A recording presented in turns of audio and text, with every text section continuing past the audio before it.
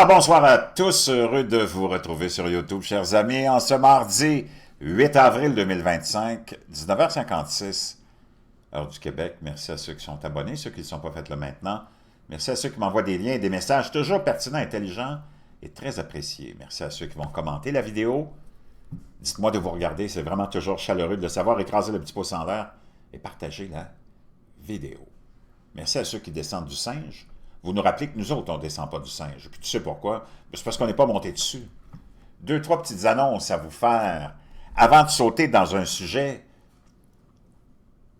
complètement dramatique qui va vous faire prendre conscience de plusieurs choses. Mais avant, deux, trois petites annonces à faire. Le bleu de méthylène. Oui, ça marche, mon ami. C'est hallucinant. Moi, je le prends depuis un mois et demi. Aujourd'hui, j'avais 3 classes de yoga back-to-back. C'est comme si j'avais rien fait. C'est des classes très intenses, très athlétiques. C'est du HIIT, ça se fait dans un studio de yoga chez Idolev, mais c'est pas vraiment du yoga, mais c'est inspiré du yoga. C'est des classes qui sont très, très populaires. Et j'en ai fait 3. Puis j'ai 62 ans, mais c'est vrai que je suis en forme, mais ça a changé vraiment ma production d'énergie. Le bleu de méthylène qui est revenu à l'avant-plan grâce à Bobby Kennedy, qui a été vu en train de mettre des gouttes bizarrement bleues dans son eau. On a découvert que c'était le bleu de méthylène. Et plus j'ai fait de recherches, et là, aujourd'hui, j'ai encore écouté une vidéo sur YouTube d'un médecin, d'une médecin, je pense que peut-être philippine ou asiatique, mais en tout cas, vue aux États-Unis. Puis elle avait un médecin américain, puis un autre individu sur son podcast. Et il parlait des bienfaits du bleu de méthylène. Puis lui, il a fait plein de tests puis d'essais avec des patients de différents types. C'est complètement hallucinant. Là. Plus j'en fais des recherches, plus je me rends compte que c'est un produit qui va vraiment probablement revenir à l'avant-plan. Tu sais que les hôpitaux sont obligés d'en avoir pour traiter les empoisonnements au monoxyde de carbone, entre autres. C'est un antibactérien, antiviral. Pour le cerveau, le médecin racontait qu'il y a des gens qui avaient eu des dommages vraiment intenses d'accidents au cerveau. Ben ça vient oxygéner toutes tes cellules, la mitochondrie, et ça les a aidés énormément. Plein d'applications aussi qui sont utilisées pour des enfants qui ont des troubles d'attention. En tout cas, c'est complètement hallucinant, le bleu de méthylène. Naturellement, celui qui est de grade pharmaceutique, il n'y a pas de métaux lourds, il n'y a pas de formaldéhyde, c'est pas celui que tu mets dans tes aquariums, mais d'ailleurs, celui qu'on met dans les aquariums, ben, c'est pour purifier l'eau, oxygéner l'eau, tuer les bactéries, les algues, et ainsi de suite. Donc, bleu de méthylène, oui, puis des centaines d'abonnés l'ont acheté déjà, puis ça marche. Pourquoi l'acheter avec le lien que je te donne? Parce que tu ne peux pas le trouver ailleurs que sur Amazon. En tout cas, moi, sur Amazon, c'est là que je le trouve à un prix raisonnable. Tu as 100 millilitres, puis tu mets comme une quinzaine de gouttes par jour. Là. Ça dure longtemps. Pour 45$, on peut dire, ça vaut son pesant d'or. Plein de gens l'ont pris pendant la... Je savais pas ça. Dont le président Trump. Et plein de gens, le médecin le racontait, l'ont pris et ça les a ramenés, ça leur a éliminé le brouillard cérébral et ainsi de suite. En tout cas, c'est complètement hallucinant. Amazon, parce que c'est le moins cher, puis c'est là où... Tu peux pas trouver ça en tablette. J'ai fait tous les magasins d'alimentation naturelle. Puis naturellement, eux autres, ils veulent pas faire la promotion de ça parce qu'ils peuvent pas en vendre. Donc, sur Amazon, je te laisse le lien, 45$. Make Your Bed, si tu veux aussi aller loin dans la vie et être un homme et une femme solide. Make Your Bed de l'amiral McRaven, leçon de vie avec 10 anecdotes d'exercices de Navy SEAL. On a trouvé le lien pour la copie en français, c'est formidable. Puis il n'est pas cher, 18$, je pense. C'est un livre que tu vas avoir à côté de toi puis que tu vas lire toute ta vie.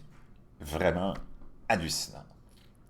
Oublie pas non plus, si tu veux changer de matelas, la santé, ça passe par un bon matelas.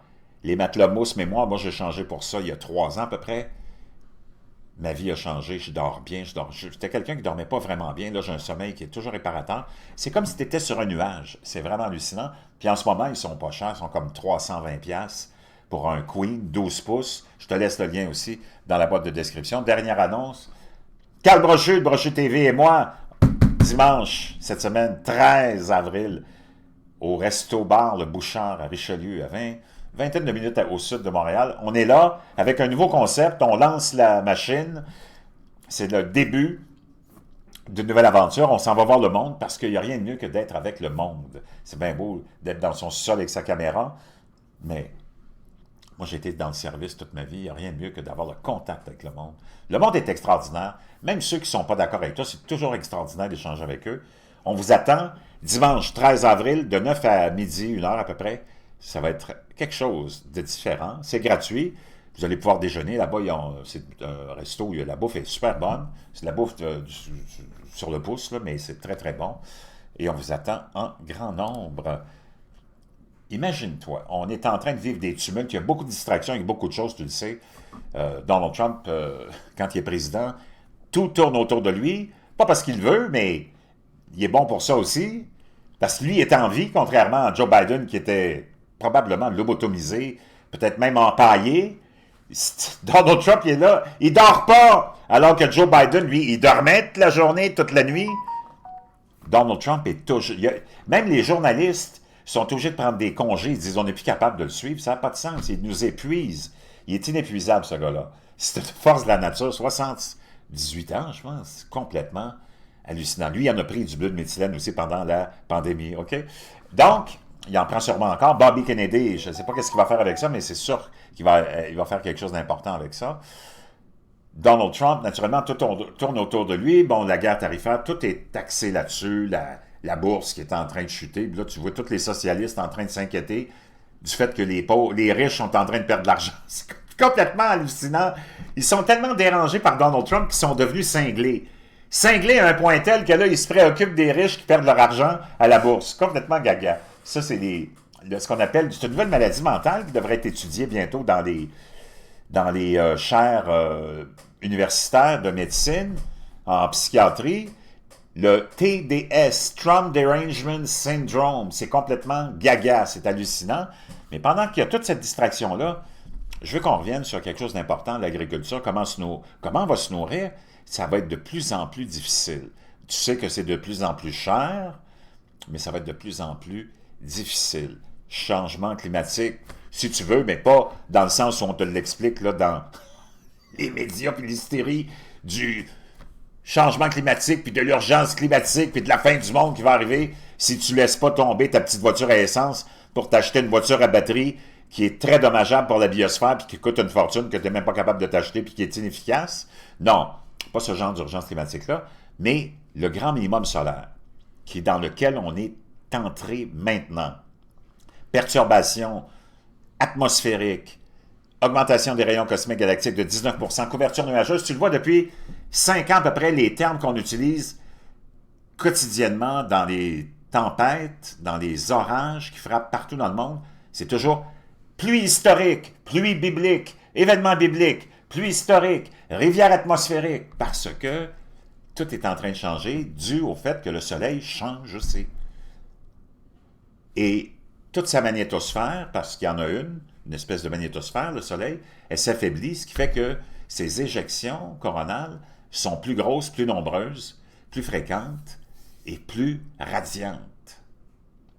Et la Terre a aussi, malheureusement, au même moment, un affaiblissement de sa magnétosphère qui est son bouclier contre les rayons cosmiques galactiques, ce qui fait que tu as eu une augmentation depuis 5 ans à peu près de 19% des rayons cosmiques galactiques.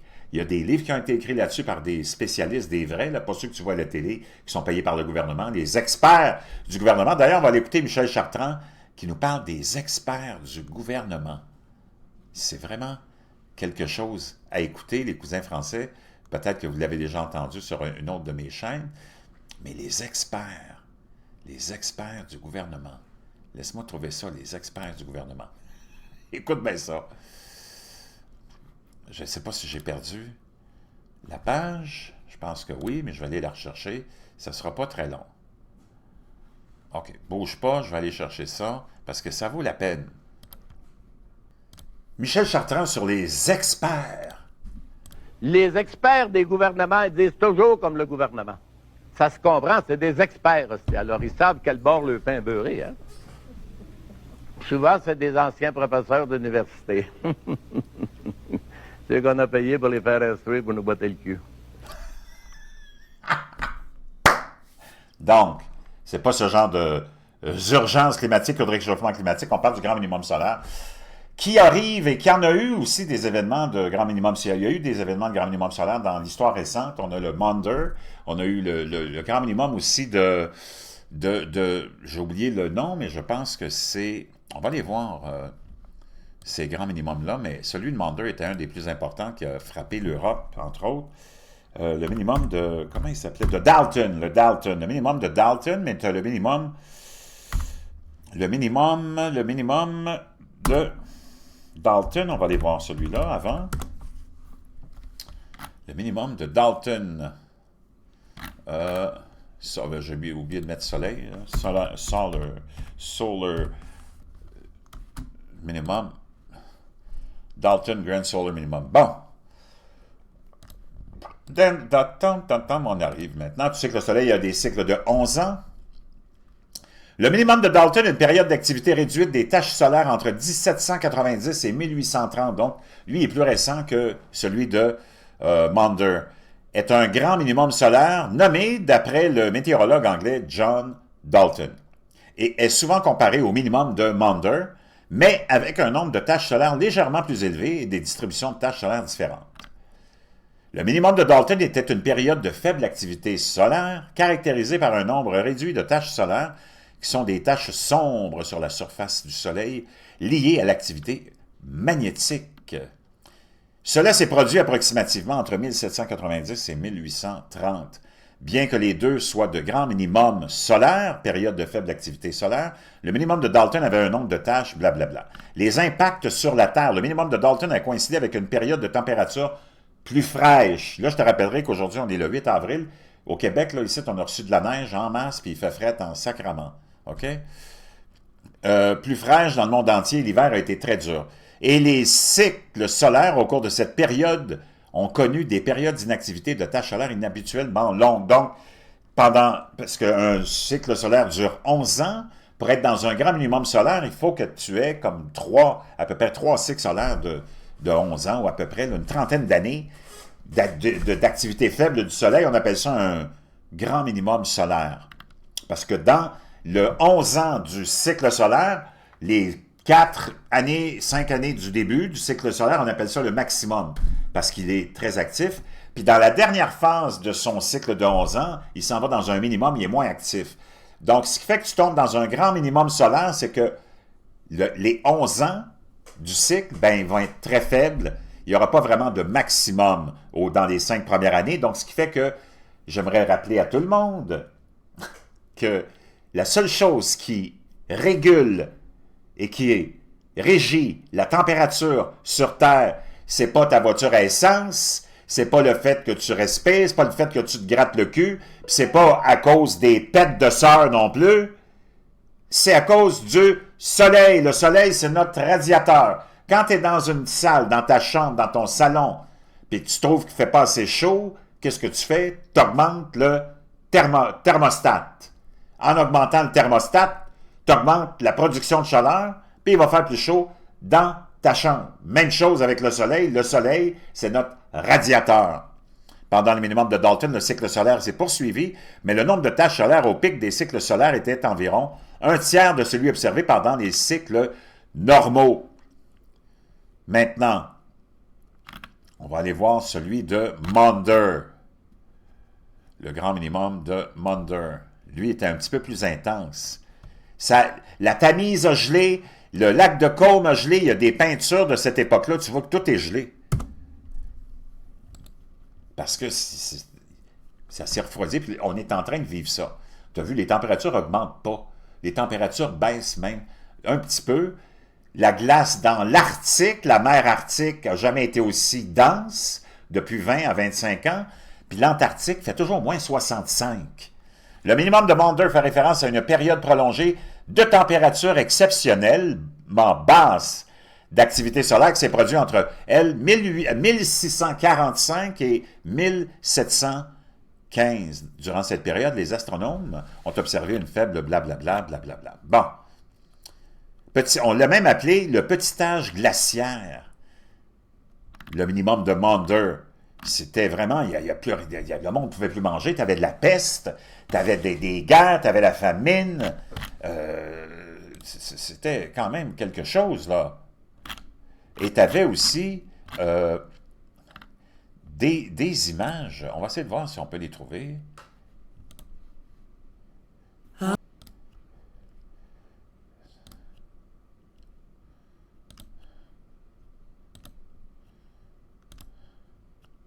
C'était très, très dur. La vie était très, très, très dure. On l'appelait la petite âge. Tiens, tu vois, tu as des images ici, des peintures. Les gens avaient faisaient des espèces de foires sur la glace, entre autres du lac de Côme, de la Tamise. C'était quelque chose, là. Ici, on est à la Tamise en 1608. Les gens jouaient au football et dansaient sur la Tamise qui était gelée. Donc, ici, on était ailleurs, là, mais peut-être même encore à la Tamise. Peut-être que c'est encore la Tamise. Donc, c'était très, très, très, très difficile. Les gens n'avaient pas d'argent pour se tenir au chaud, beaucoup de mortalité, beaucoup de maladies, beaucoup de conflits, beaucoup de guerres. C'était extrêmement difficile. Donc là, on est dans ce contexte-là. Et c'est pas tes experts qui vont te dire ça. On réécoute Michel Chartrand. Les experts des gouvernements disent toujours comme le gouvernement. Ça se comprend, c'est des experts aussi. Alors, ils savent quel bord le pain beurré, hein? Souvent, c'est des anciens professeurs d'université. C'est qu'on a payé pour les faire instruire pour nous botter le cul. C'est tellement, tellement... Ça veut tout dire. Là, on s'en va maintenant dans le problème dont je voulais vous parler. Donc là, tu sais qu'on est dans ce contexte-là, ça va être très difficile de se nourrir. D'ailleurs, tu vois, la production alimentaire dans le monde, ça fait longtemps que je t'en parle de ça, baisse quotidiennement, baisse mensuellement, baisse annuellement depuis 5 ans à peu près. Maintenant, ça m'amène à te parler du problème des agriculteurs puis des fermes en Occident, entre autres. Imagine-toi ce que j'ai trouvé. Le nombre de fermes laitières aux États-Unis, mais j'imagine que tu peux peut-être extrapoler aussi, puis amener ça au Québec, puis au Canada. Je n'ai pas fait tes recherches, mais c'est toujours plus difficile. Quand tu veux essayer de trouver de l'information pour le Québec, puis le Canada, puis la France, là, je peux te dire une chose. C'est camouflé, camouflé. On ne veut pas que tu saches ce qui se passe chez vous. Aux États-Unis, il y a une autre mentalité, puis c'est tellement gros, puis il y a tellement de médias que tu peux avoir l'information.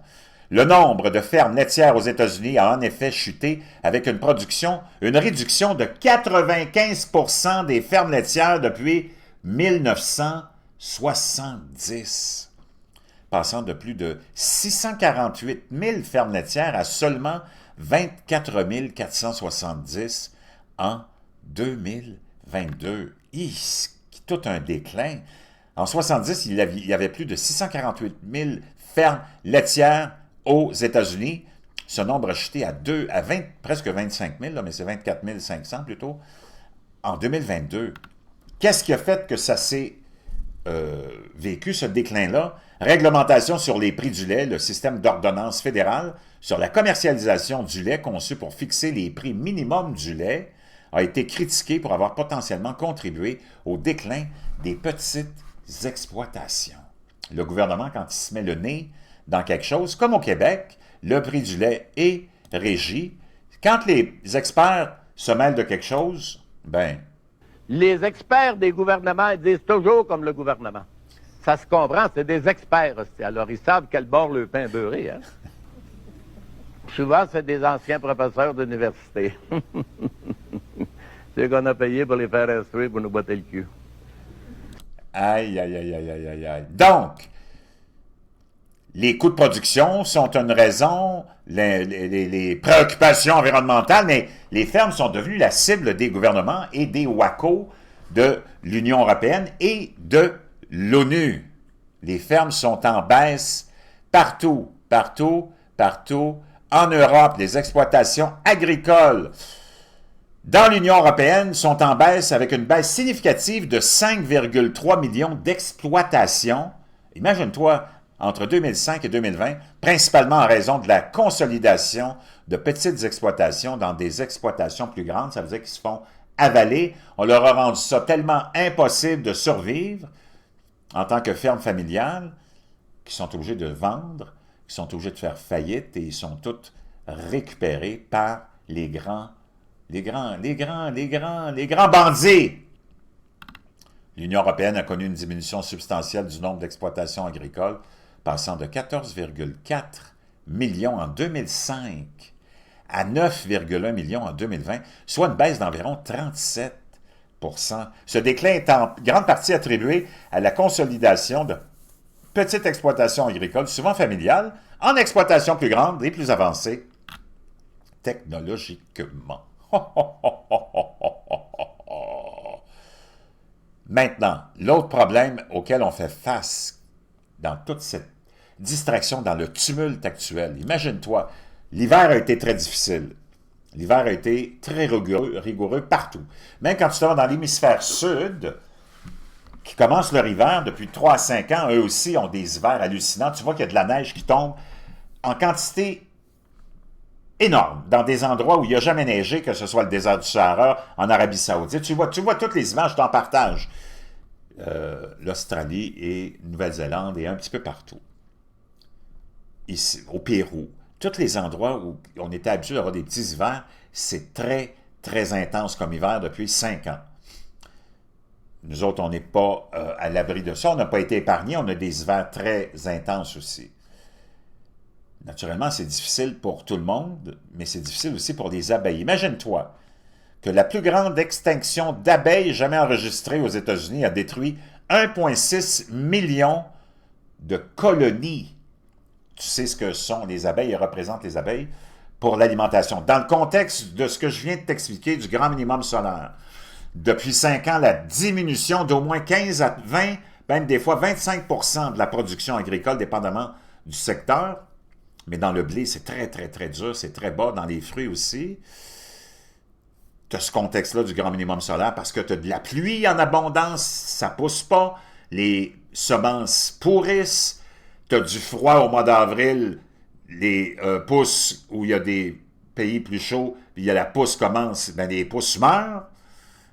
À l'automne, l'hiver arrive plus tôt, donc tu as beaucoup de récoltes qui sont perdues. Donc, si tu additionnes tout ça, ça c'est à cause du grand minimum solaire, tu rajoutes la disparition de 1,6 million de colonies d'abeilles cet hiver à cause du froid qui était très intense.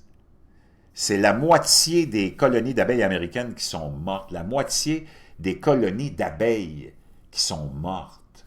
Et on n'a pas fait de bilan ici, ni en Europe, où il y a des hivers aussi qui sont rigoureux depuis 5 ans. Ça représente la plus grande perte de l'histoire des États-Unis. Ça, c'est sans compter que tu rajoutes aussi peut-être la pollution, additionnellement à ça. Mais là, ce 1,6 million de colonies disparues, pas 1,6 million d'abeilles, 1,6 million de colonies, ça a été dû à l'hiver dernier.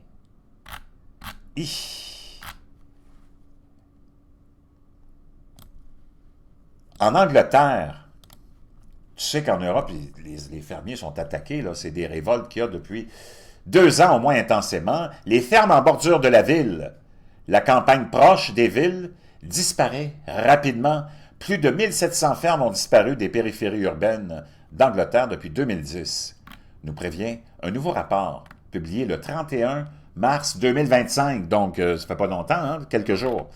Les terres agricoles d'Angleterre disparaissent à un rythme alarmant. Plus de 1700 fermes situées à proximité des villes ont disparu depuis 2010, révèle un nouveau rapport du blablabla. Donc c'est beaucoup, beaucoup, beaucoup, beaucoup, beaucoup. En plus, imagine-toi qu'avec tout ce qu'on vaporise dans l'atmosphère, tu le sais parce qu'on fait beaucoup de géo-ingénierie, puis d'ensemencement de nuages, entre autres, mais tu vois qu'il y a plein de chemtrails à longueur de journée partout dans le monde, en tout cas en Amérique puis en Europe. Les recherches indiquent que l'exposition aux polluants métalliques, et tu sais qu'on utilise des nanoparticules, entre autres d'aluminium, dans ces épandages de nuages, dans cet ensemencement de nuages, en particulier dans les zones proches de sites miniers ou contaminés par des industries, Tout ça peut avoir un impact négatif sur la cognition et le comportement des abeilles, pouvant entraîner des troubles cognitifs similaires à la démence chez l'homme. Donc, les abeilles sont victimes aussi des polluants et ont des troubles de mémoire et des problèmes de démence. Wow! À l'aide d'une bibliothèque de plus de 1000 produits chimiques, les scientifiques ont étudié l'impact des produits agrochimiques sur les populations d'insectes. Ils ont constaté que l'exposition à des quantités non mortelles de 57% des produits chimiques modifiait le comportement des larves de mouches des fruits, tandis que des concentrations plus élevées compromettaient la survie à long terme après une exposition aiguë. Parce que les insectes sont dans un déclin comme on ne l'a jamais vu. Il existe une tendance mondiale inquiétante au déclin des populations d'insectes. Certaines études suggérant des déclins allant jusqu'à 45% au cours des dernières décennies, entraînés par des facteurs tels que la perte d'habitat, l'utilisation de pesticides et le changement climatique. Aïe, aïe, aïe. Ça m'amène, chers amis, tu te rappelles, au mois de décembre à peu près, hein, novembre, décembre, on a eu, tu te rappelles, le ciel qui était inondé partout dans le monde de drones, d'orbes, on en a parlé tellement, là maintenant, il n'en parle plus, mais il y en a autant, je pourrais te partager 24 heures sur 24 des vidéos de ça, mais je ne le fais pas parce que il faut faire autre chose, là. Puis il y avait eu aussi, te rappelles-tu, puis même ici, on l'avait eu, je t'en avais parlé, parce que c'est arrivé tout en même temps, l'épisode de brouillard, qui était partout, partout, partout, partout. Autant ici, aux États-Unis, c'était énorme, c'était encore plus, parce que c'était comme une attaque. On était comme dans une attaque chimique, puis on voyait plein de ces drones-là qui ont été filmés en train de vaporiser des substances. Hey, là, tu parlais de dizaines de milliers de drones à tous les jours partout. Là. C'est pas des affaires de loisirs, ça. Là. En Angleterre, il y avait plein de vidéos que je t'ai partagées qui montraient le brouillard qui était là pendant des jours et des jours, qui n'a jamais été vu par qui que ce soit. C'était pas normal. Au Québec, je te l'ai dit, j'avais même fait une couple de vidéos là-dessus. Il y en avait aussi, il y en avait partout. Qu'est-ce qu'il y avait là-dedans? Les gens disaient aussi qu'ils étaient malades, qui tombaient malades, les yeux irritants, les yeux qui pleuraient, le nez plein de sang, la gorge pleine de sang, ils toussaient. D'autres disaient que ça sentait le soufre, le métal, patati, patata. On retourne voir ça. Different states, different cities, different countries are all reporting weird fog that smells weird, that looks weird. Donc, ce jeune homme, il dit, tous les pays, les gens sont en train de rapporter la présence d'un brouillard qui est bizarre. Ça goûte bizarre, ça sent bizarre. Si ça goûte bizarre, ça sent bizarre, c'est pas du brouillard. Et ça, c'est supposé être du brouillard, puis tu voyais toutes les particules.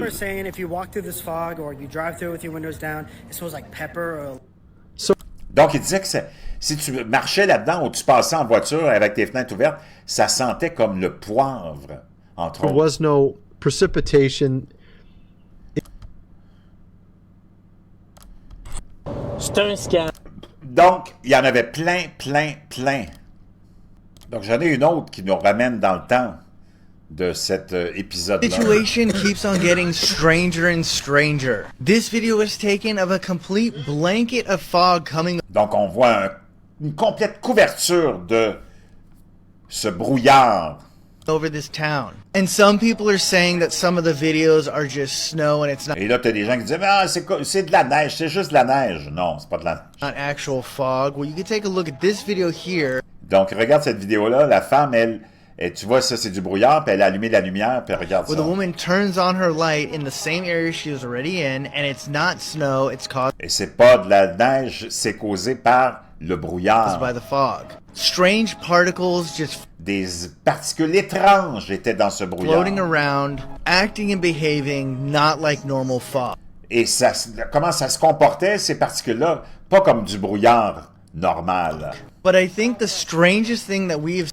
Mais il dit la chose la plus étrange qu'on a observée. Seen so far is this next video. This occurred yesterday in Texas. This is a Ça, c'est arrivé, il disait hier, mais là, on est dans le mois de décembre, je pense, au Texas. woman's pool. She woke up to it this morning. Ça, c'était dans sa piscine. Elle s'est levée un matin. She's had a pool for years. I've had a pool, and many people Il dit, elle a eu une piscine toute sa vie. Moi, j'ai eu des piscines aussi toute ma that vie. have pools have never seen anything like this. She Ils ont jamais, ceux qui ont des piscines, n'ont jamais vu un phénomène comme ça. hadn't added new chemicals, changed anything about the Elle n'a rien fait de plus là, que d'habitude. Elle n'a pas mis un nouveau produit chimique ou quoi que ce water. soit. The only difference is that there's been fog La seule différence qu'il y avait dans tout ça, c'est qu'il y avait du brouillard. pouring in every morning and tous orbs les and matins. drones in her area. This is Et des fameux drones aussi dans sa région. the close-up shot, and as I've mentioned in the past, though there's no facts to back this, people are calling it a chemical fog. But what do Donc, il y a des gens qui disaient que c'était une espèce de brouillard chimique. you guys think about this? Bon, on n'a pas de preuves de ça, mais complètement hallucinant. Donc, chers amis, beaucoup de distractions, mais ce qu'il faut retenir, c'est que je ne sais pas qu'est-ce qui va arriver. Préparez-vous. Faites-vous des réserves parce que pensez à faire des réserves. Pensez à un plan B. Pensez à un plan C même. On est rendu à penser à un plan C, là, parce que le plan B, il est passé. Peut-être même un plan D pour débrouillard. Je te laisse ça dans la boîte de description. Oublie pas ton bleu de méthylène. Dans le monde actuel, tu vas en avoir besoin. Le livre aussi. Tu vas avoir besoin d'être fort, puis tu vas avoir besoin de venir nous voir aussi pour rigoler un petit peu. On se retrouve dimanche, mais on va se retrouver avant. J'ai quelque chose d'autre à vous partager tout de suite après qui va vous faire sauter. Ouf!